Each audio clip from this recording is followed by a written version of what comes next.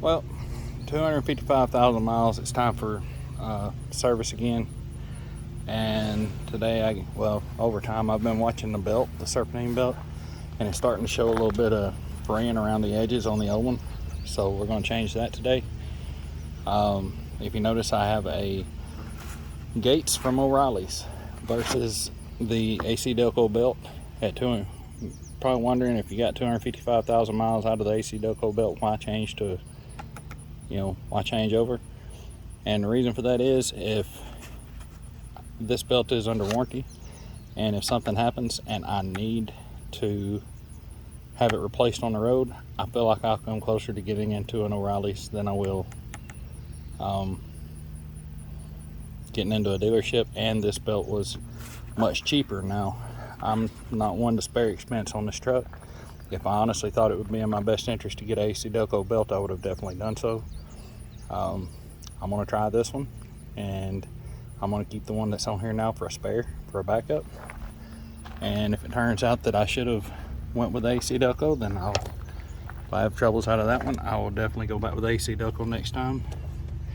And when I was looking at it, just looks to be worn right on the edges, and it's not bad, but I'd rather change it here in my driveway than change it on the side of the road somewhere. And there were two different belts that you could get at O'Reilly's. One of them I think was an extreme duty or heavy duty, and that belt is a lot thicker than this belt, so I'm hoping that is a good thing, not a bad thing. So from what I've looked at before, I think the best way, I've never done it before, and I've been looking for videos and I haven't found any, so I may take the air box out, but I'm definitely going to take the inner fender lining out. So I'll get that done, and then I'll get back with you. Okay, so I did go ahead and jack it up, and I'm just sitting here getting a good look. And one thing I wanted to emphasize, any belt that you're ever going to change on a vehicle, anything that you're going to change on any vehicle, take as many pictures and videos as you can, so you know how that belt goes back on.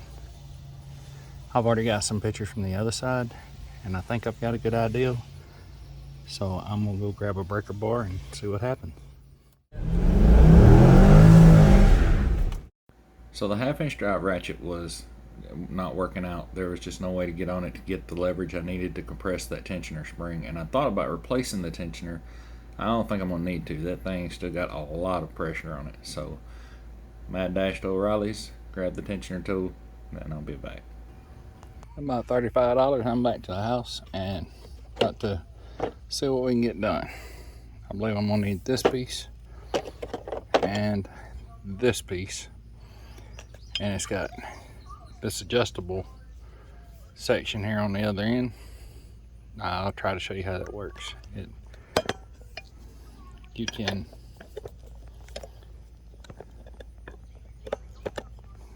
work your angle on it like that. Alright, so if you can see what I did, there's one piece. The one piece goes from the tensioner up, and then this flat bar connects into that, and that gives me plenty of room to pull. And you saw the belt get loose. I'm going to grab that off there and work it out, and then we'll start working the new belt back in.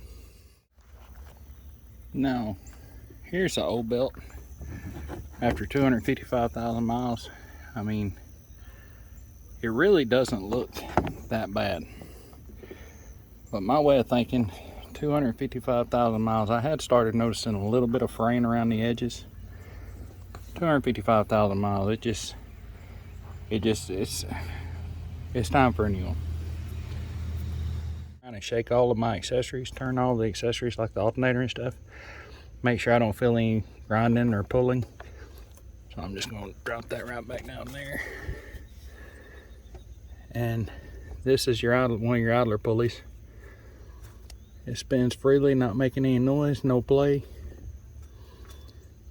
I mean, this got any play at all. It's very, very, very little.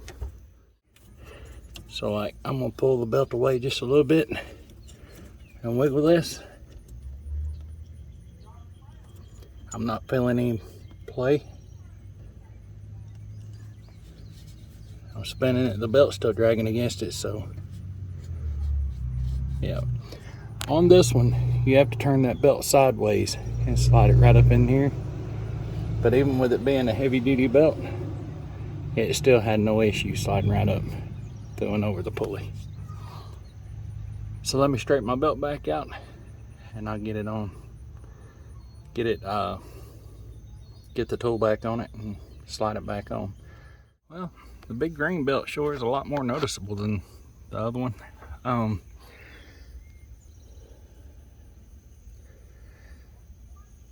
The next step, probably the last step, check and recheck all of your pulleys right here and make sure that belt is on there in every groove just perfect.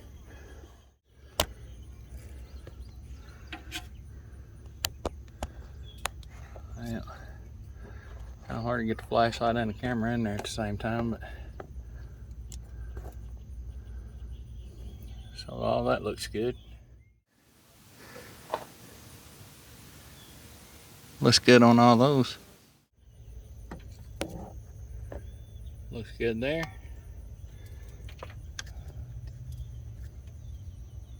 Huh. I don't know how to show this to you guys, but if you look right in there, that's not going to work. Even though it looked good on all the rest of them, I have to loosen it back up and get on that pulley better. Now check them all again. Looks good on the alternator. Looks good from up here on the crank.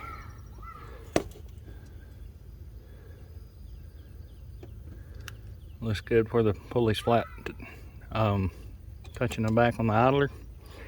The other one looks good on the idler.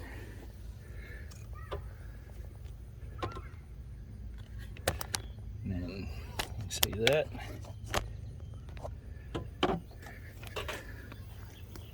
I'm gonna check it one more time without the camera so I don't have any distractions before I fire it up. But there's where it was on the air conditioner. Looks a lot better on the air conditioner. And the power steering.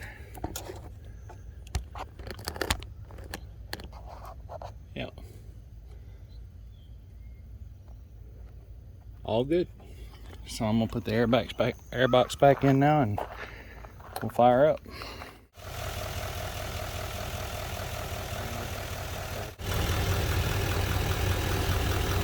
So there you go.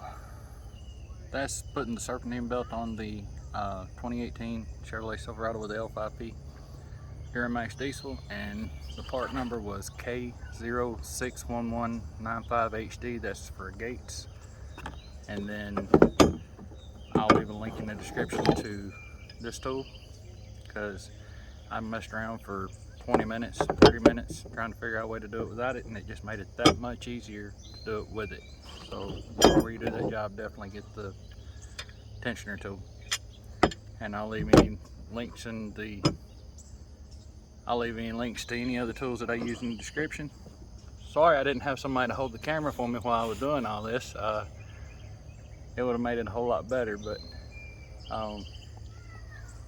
yeah, hopefully just take a lot of pictures, take your time, go slow, it won't have any trouble. And I didn't really replace the belt because there's a whole lot of wear and tear. I did it because I wanted to do it at home versus on the side of the road somewhere, and it had 255,000 miles on it. Hopefully this one will get me another 255,000 miles.